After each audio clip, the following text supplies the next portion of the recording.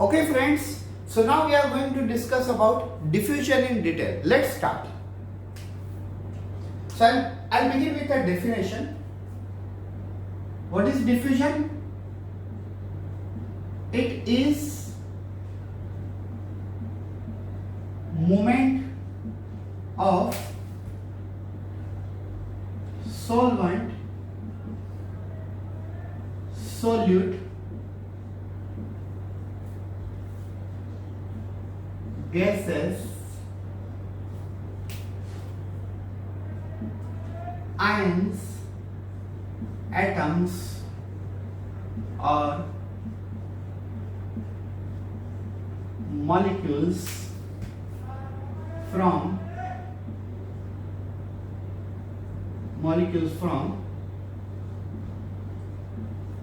higher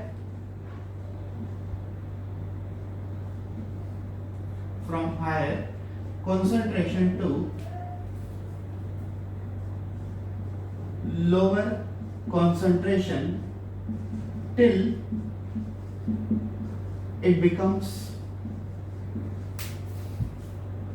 equal at both sides through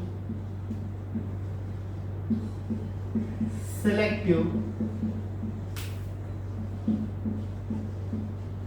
permeable membrane. तो ये देखिए, ये है डेफिनेशन डिफ्यूजन की. डिफ्यूजन ऑस्मोसिस से एग्जैक्टली अपोजिट होता है, लेकिन ऑस्मोसिस में सिर्फ सॉल्वेंट का ही मूवमेंट होता है, लेकिन डिफ्यूजन में ऐसा नहीं होता है. तो क्या होता है, देखिए diffusion is nothing but movement of solvent मतलब लिक्विड मतलब पानी, सॉल्यूट मतलब पानी के अंदर जो भी मिला हुआ है वो. ठीक है. So diffusion is nothing but movement of, किसका मूवमेंट होना, movement of solvent, solute even though gases and ions, atom and molecule from higher concentration to that of lower concentration till it becomes equal. जब तक दोनों side equal quantity नहीं हो जाती तब तक डिफ्यूजन होते रहता है. इस कंसेप्ट को हम कहते हैं diffusion. Movement of solvent, solute, ions, atoms, molecule and gases from higher concentration to that of lower concentration till it becomes equal at both the sides. जब तक दोनों साइड समान नहीं होता है, इक्वल नहीं हो जाते, तब तक डिफ्यूजन होते रहता है. और डिफ्यूजन में कौन सा मेम्ब्रेन होता है, डिफ्यूजन में मेम्ब्रेन होता है selective permeable membrane. Selective permeable membrane का मतलब होता है ये कैसा मेम्ब्रेन है जो सिलेक्ट करता है चीजों को कि कौन सी चीज मूवमेंट करनी चाहिए, कौन सी नहीं करनी चाहिए. मैं आपको एक एग्जांपल बताता हूं. Yes, just imagine that I have one clause jar system. मेरे पास एक जार है जिसमें दो कंपार्टमेंट है और दोनों कंपार्टमेंट के बीच में जो मेम्ब्रेन है वो मेम्ब्रेन है हमारे पास सिलेक्टिव परमिएबल मेम्ब्रेन. ठीक है. हमारे पास ये देखिए, हमारे पास एक क्लोज्ड जार असेंबली है और असेंबली में ये दो कंपार्टमेंट है और उसके बीच में एक मेम्ब्रेन है और ये मेम्ब्रेन है सिलेक्टिव परमिएबल मेम्ब्रेन. ये वाला मेम्ब्रेन है सिलेक्टिव परमिएबल मेम्ब्रेन. अब हम देखते हैं ये साइड जो क्वांटिटी है वो है बेसिकली 75% और ये साइड जो क्वांटिटी है 25%. अब इसके अंदर solvent, solute, gases, ion, molecule, atom, ये सब चीजें हैं. ठीक है. तो होता क्या है, देखिए 75 में से मूवमेंट होगी. किसकी मूवमेंट होगी, इन सभी चीजों की मूवमेंट होगी. और मूवमेंट कब तक होगी, जब तक इस साइड 50% और इस साइड 50% ना हो. मतलब ये 75 में से 25 इस तरफ चला जाएगा और ये साइड भी 50% रहेगा और ये साइड भी 50% रहेगा. जब तक ये दोनों साइड इक्वल नहीं होते तब तक gases, ion, atom, solvent, solute, ये सभी की सभी चीजें मूवमेंट करती जाएगी हायर टू लोअर की तरफ. फिर से एक बार सुन लीजिए. We have one closed jar assembly in which there are two compartments. In one compartment there is a 25% concentration and another compartment there is a 75% concentration. So the quantity which is at the 75% concentration is higher. So out of 75%, 25% will move towards 25%. Means out of this 75%, 25% will move towards this side, which is already 25%. So this 25 plus this 25 will become a 50. And this side also 50, this side also 50. So both the side it will be the equal quantity, 50-50. And what kind of a movement takes place? Movement takes place in diffusion are solvent, solute, gases, ion, atom, molecule, etc. etc. Now one question I would like to ask you: how many types of movement takes place during diffusion? ठीक है, हमारे सामने question है कि diffusion के process के time पे कितने प्रकार की मूवमेंट होती है. ठीक है, तो मतलब ये जो मॉलिक्यूल है, ये मॉलिक्यूल कितने प्रकार की मूवमेंट दिखाते हैं. Our question is that how many types of movement takes place during the process of diffusion. This is diffusion, and during diffusion how many type of movement takes place, that we are going to discuss. So first one is uniport, second one is symport, and third one is antiport. तो अभी आप ये देखिए, port का मतलब होता है movement. ठीक है, पोर्ट का मतलब होता है मूवमेंट इन द सेंस आप ऐसे कंसीडर करो, पोर्ट का मतलब होता है डायरेक्शन. तो डायरेक्शन डिसाइड करते हैं. यूनि मींस सिंगल, पोर्ट मतलब डायरेक्शन, यूनिपोर्ट मतलब सिंगल डायरेक्शन, सिम्पोर्ट मतलब same direction, similar direction, antiport मतलब अपोजिट डायरेक्शन. ठीक है, मैं आपको अब समझा रहा हूं. अब आप देखिए यहां पे 50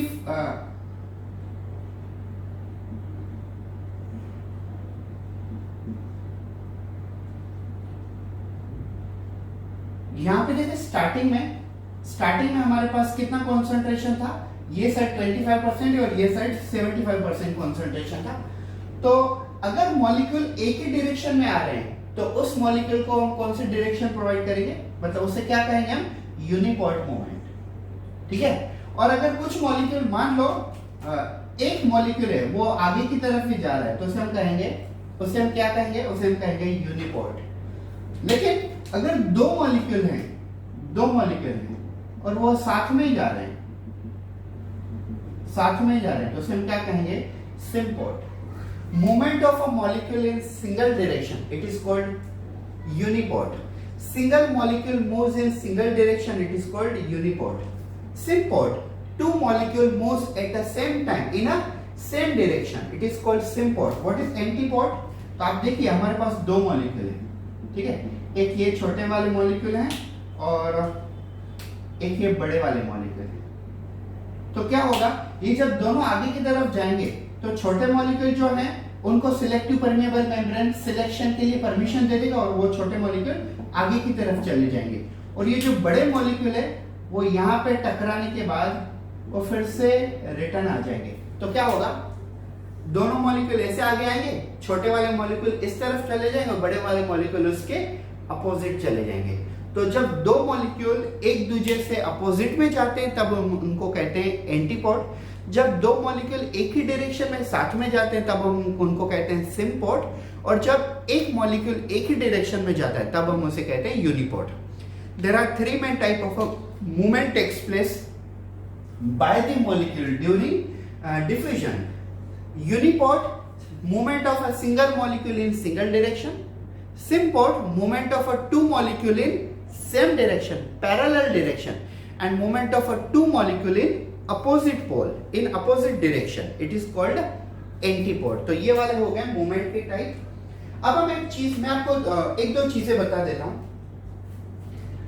डिफ्यूजन प्रेशर डिफिसिट क्या होता है, देखिए डिफ्यूजन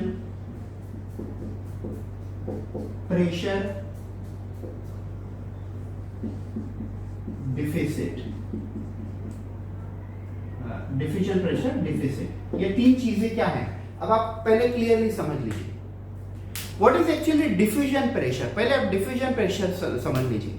ठीक है, पानी का जो फ्लो होता है ना, स्पीड, पानी का जो फ्लो होता है उस फ्लो को हम कहते हैं डिफ्यूजन प्रेशर। अब मैं आपको एक एक्सपेरिमेंट बताता हूं। मेरे पास दो ग्लास हैं, ठीक है, एक ग्लास में सिर्फ पानी है, मतलब सिर्फ सॉल्वेंट है, लेकिन दूसरे ग्लास में सॉल्यूशन है। सॉल्यूशन है मतलब उसमें सॉल्वेंट भी है पानी, और दूसरा सॉल्यूट भी है मतलब उसमें घुलने वाली चीज। I have two glass, in a one glass there is only water, means solvent, but in another glass there is a water plus some other material like a sodium chloride, NaCl. So water acts as a solvent and NaCl acts as a solute. So in first glass there is only water, in second glass there is a water plus solute. So now if I flow this water, the speed of this water will be very faster, but if I flow this one, the speed of this solution will be slower compared to this, because in a first glass there was only pure water, and pure water have a diffusion pressure very high, but when you are adding some solute in water, its diffusion pressure becomes low. So what is diffusion pressure deficit? Difference between pure water and solution is called diffusion pressure deficit. क्या होता है diffusion pressure deficit? Diffusion pressure deficit can be defined as it is nothing but the difference between diffusion pressure of a pure water and diffusion pressure of a solution. It is called diffusion pressure deficit. मतलब आप एक side पानी को flow करते हो और एक side solution को फ्लो करते हो, तो पानी स्पीड में फ्लो होता है, पानी स्पीड में आगे जाता है, लेकिन जो सॉल्यूशन है वो स्पीड में आगे नहीं जाएगा।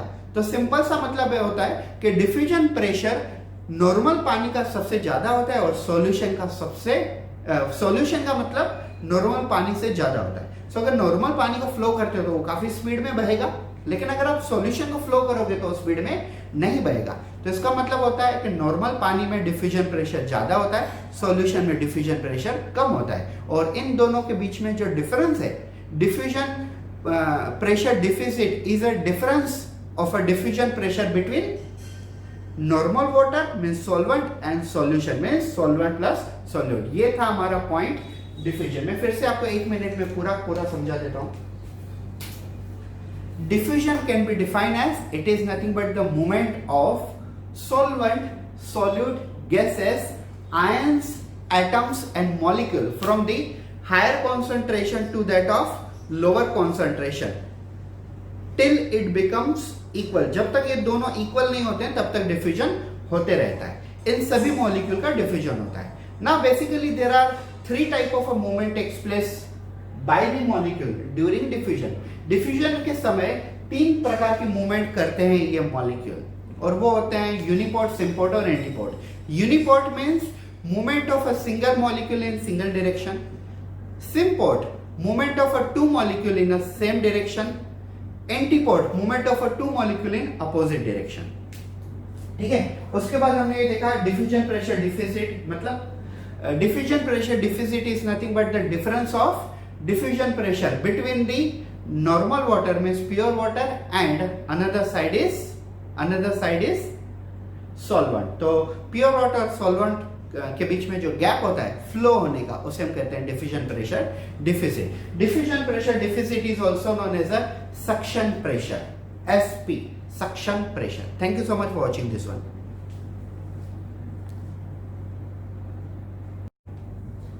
Hello everyone, welcome back to my YouTube channel biology exam preparation with Nilesh Anandwani. मैं हूं प्रोफेसर नीलेश आनंदवानी, और आज हम बॉटनी से रिलेटेड काफी इंटरेस्टिंग टॉपिक सीखने वाले जिसका नाम है ऑस्मोसिस। तो चलिए देखते हैं क्या होता है ऑस्मोसिस। सबसे पहले मैं आप लोगों को ऑस्मोसिस की डेफिनेशन बता दे रहा हूं, उसके बाद हम डिटेल में देखने वाले ऑस्मोसिस क्या होता है। So what is osmosis? It is movement of solvent from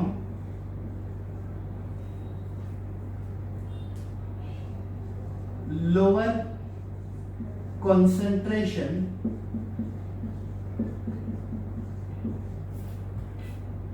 to higher concentration, lower concentration to higher concentration through semi permeable membrane.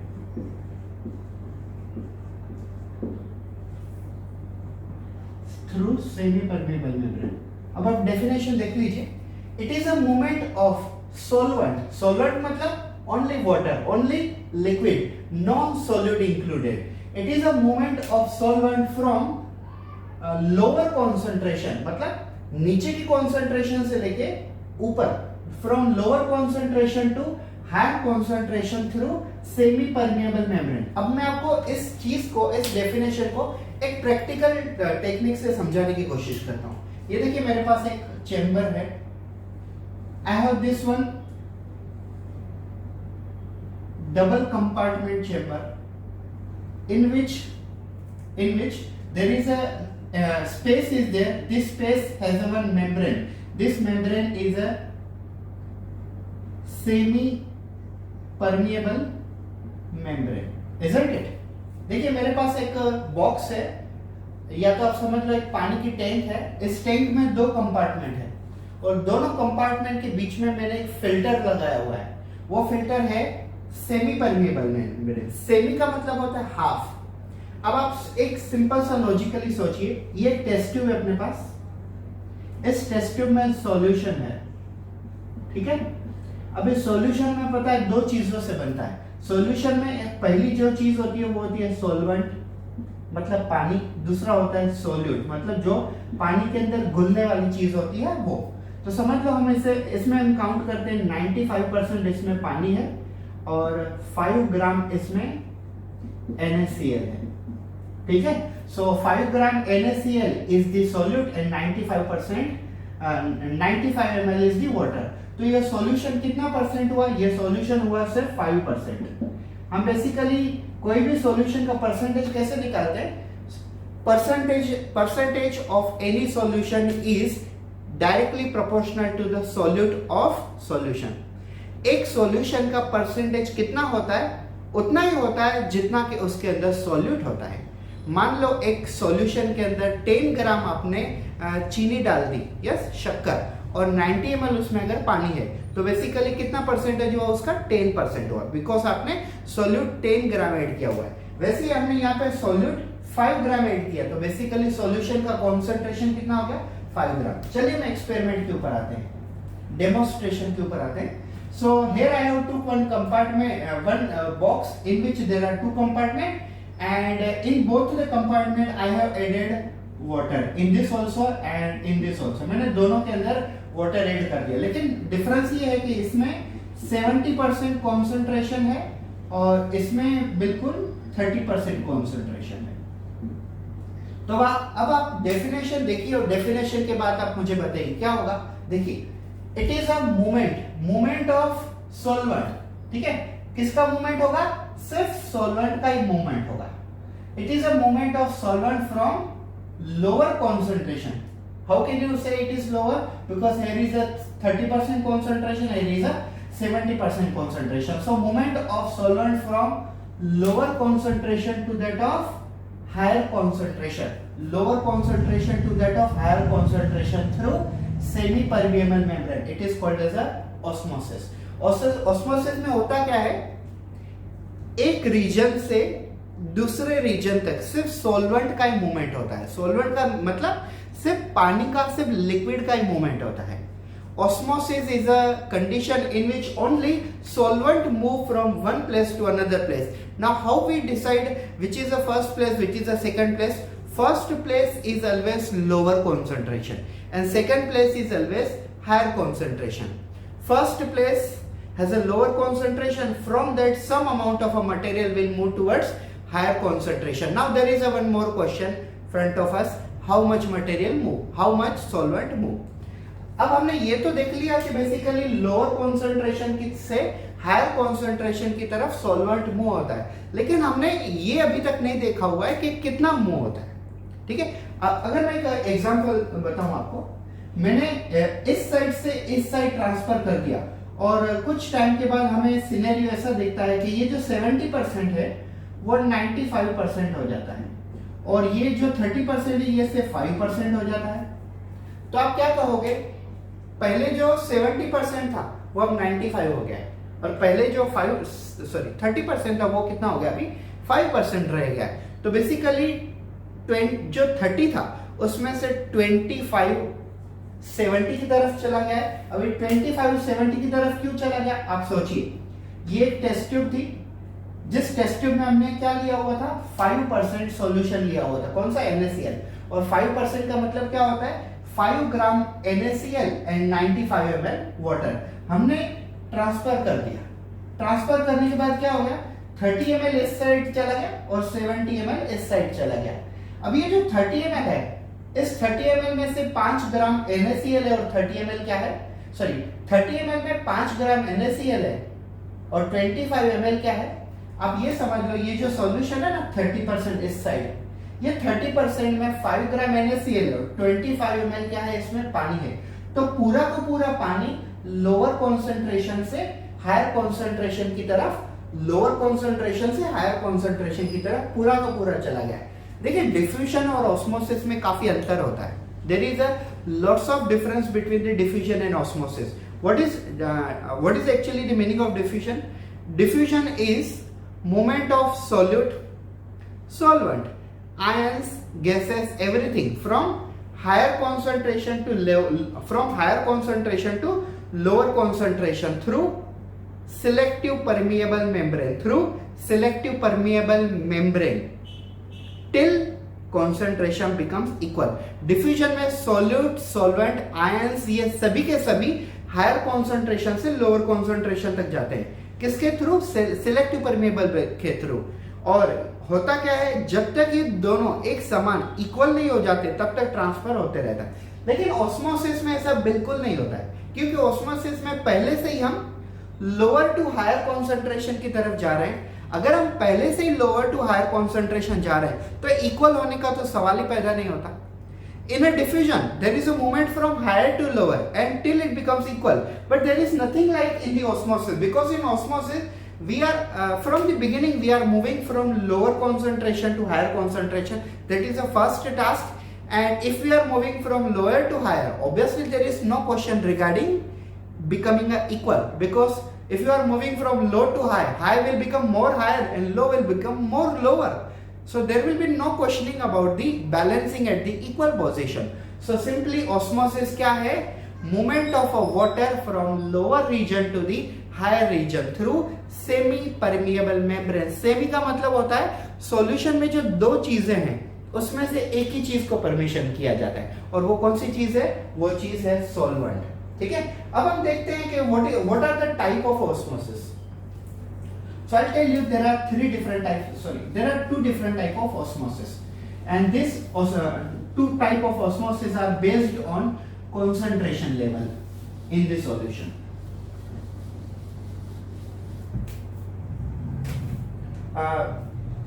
There are basically two types of osmosis. One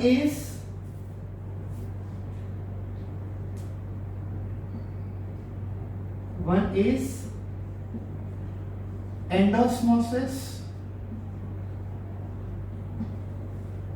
First one is endosmosis,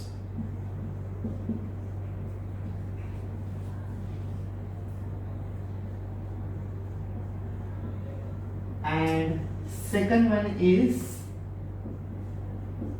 exosmosis. अब आप इतना थोड़ा गेसिंग तो आपने लगा लिया होगा। एंडो का मतलब होगा अंदर की तरफ, एक्सो का मतलब होता है बाहर की तरफ। लेकिन इनर और आउटर, अंदर की तरफ आना, बाहर की तरफ जाना, ये क्या चीजें हम देखते हैं। सबसे पहले देखिए concentration of solution.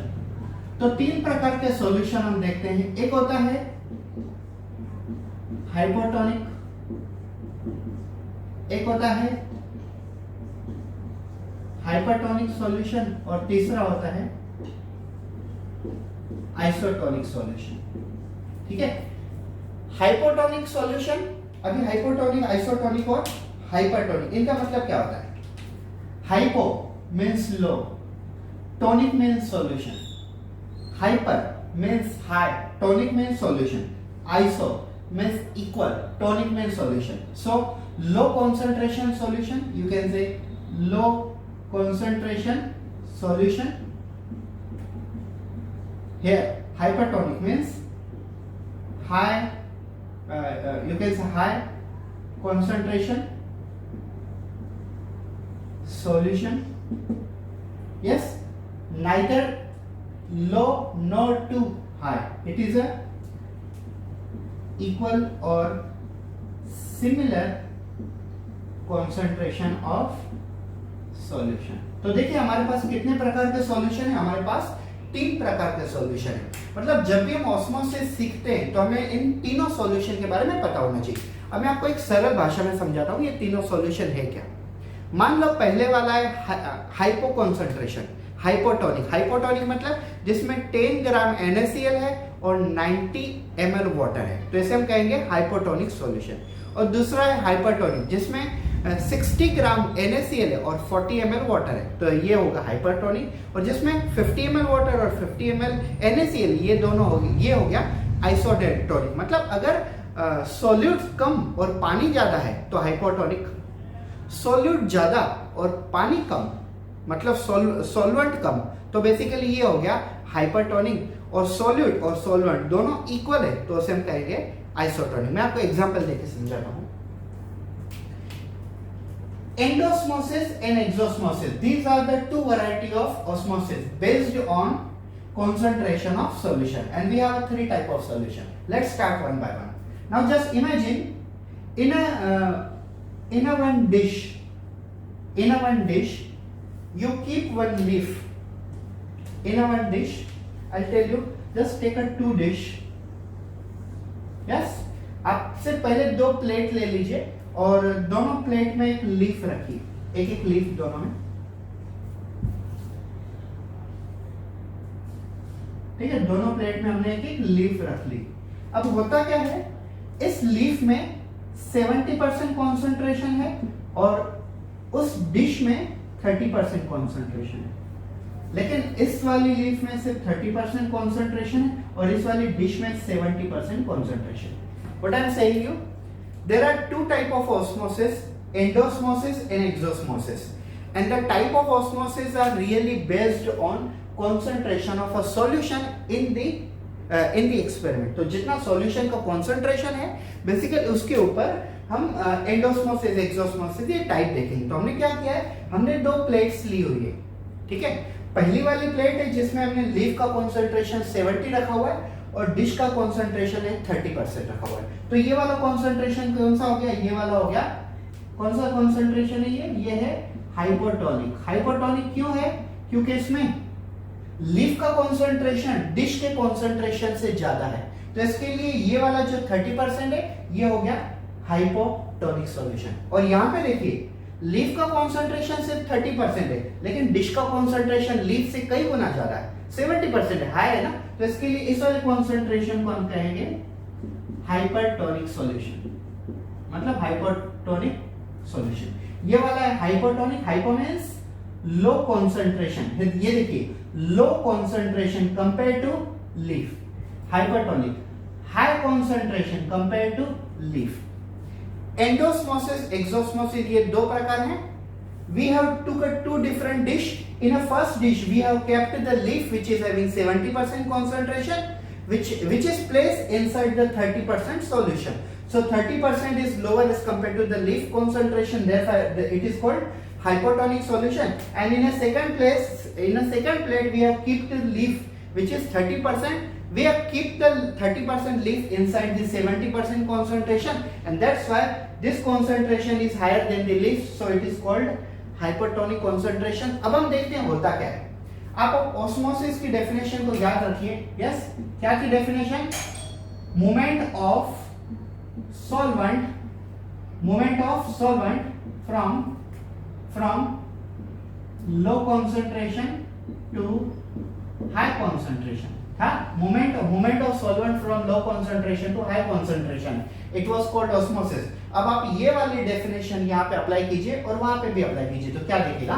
Movement of solvent from lower concentration to higher. तो अब यहाँ पे लोअर कहाँ है? डिश में है ना, तो डिश में से लीफ की तरफ जितना भी डिश में पानी है वो लीफ में चला जाएगा। अब आप सोचोगे कि लीफ में पानी कितना है? 30 नहीं, 30 पूरा का पूरा पानी नहीं होगा, पूरा का पूरा पानी नहीं होगा। उसमें क्या होगा?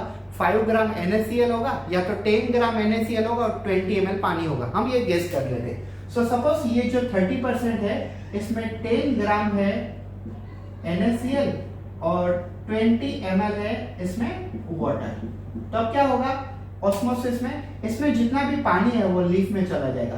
तो उसके बाद इसका कॉन्सेंट्रेशन कितना बचेगा? इसका कॉन्सेंट्रेशन बचेगा 30, और ये जो 70 है वो कितना हो जाएगा? ये हो जाएगा 90% कॉन्सेंट्रेशन, क्योंकि 20 अंदर की तरफ चला जाएगा। अब आप ये सोचिए कि अगर लीफ के अंदर 20 ml पानी बढ़ा दिया जाए तो लीफ उतनी ही रहेगी साइज में? नहीं, लीफ की साइज भी बढ़ जाएगी।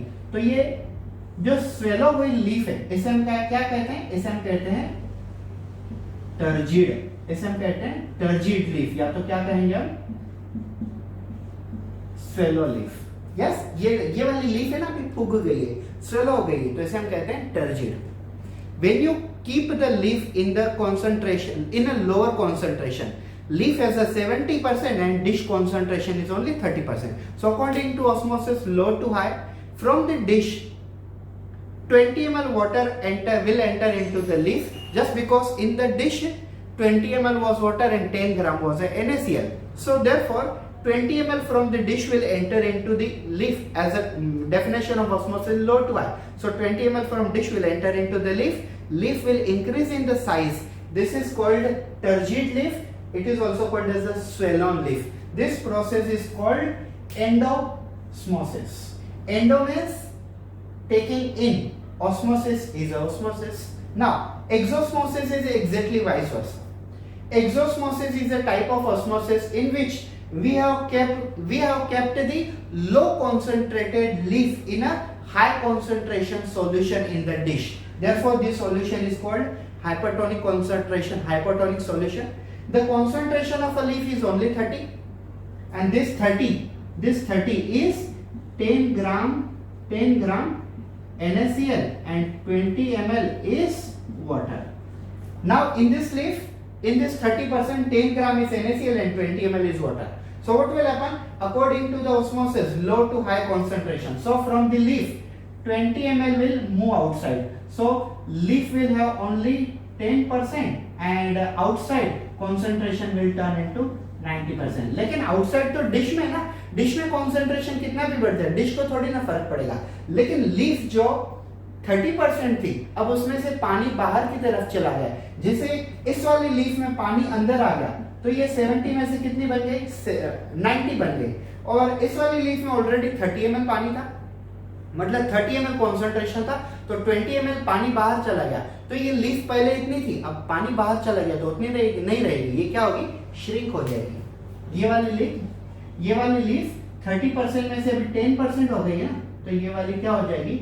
ये वाली हो जाएगी श्रिंक। और श्रिंक को बेसिकली हम बॉटनी में क्या कहते हैं?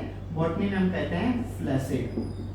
क्या कहते हैं? फ्लैसिड। तो ये था हमारा टाइप ऑफ ऑस्मोसिस, एकदम सिंपल सी चीज होती है। मैं आपको फिर से एक बार 1 मिनट में समझा देता हूँ। I have a 2 plate, right side plate, left side plate. In this plate, in the plate concentration of solution is a 30% and I have kept the leaf concentration of leaf is 70%. In this dish concentration in the dish is a 70% and concentration of leaf is 30%. Now here leaf has a 70 and dish has 30. So from the dish 20 ml water will enter inside the leaf. In this leaf has 30 and dish has 70. So 20 ml from the leaf will go into the dish. So in this, leaf is absorbing water inside, so leaf will become swallow, it is called turgid. But in this side, means exosmosis, leaf is throwing the water outside and therefore leaf will get shrink, it is called flaccid. Yes, it is called flaccid. So simple logic is that in endosmosis water is coming inside, so leaf will swallow, it is called turgid. And in exosmosis water is going outside, so leaf will become shrink, it is called flaccid. तो ये था हमारा osmosis. इसमें हमने ये भी देखे types of osmosis, endosmosis, exosmosis etcetera. Thank you.